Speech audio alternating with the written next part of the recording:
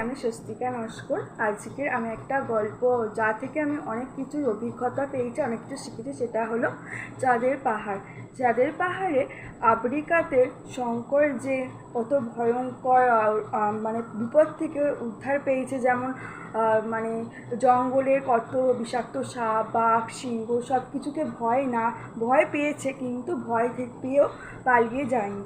তেমনই আমি এটাই শিখেছি যে এক্সাম, ইন্টারভিউ, নানা রকম কিছু নতুন কাজ ভয় না পেয়ে অবশ্য কনফিডেন্স নিয়ে সেই কাজটা করা উচিত, স্টেপ নিয়ে সেই কাজটা খুব সুন্দরভাবে করা উচিত।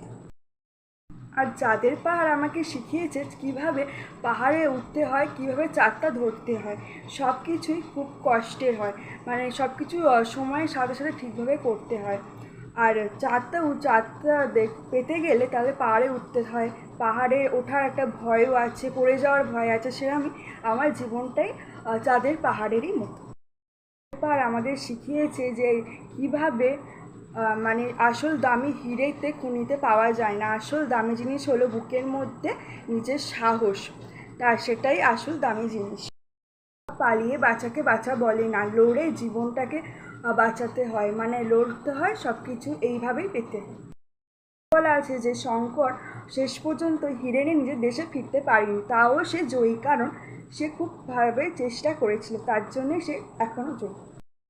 এই গল্পটা শুনেছিলে, তোমাদের এই গল্পটা কেমন লাগে অবশ্যই কমেন্টে জানিও।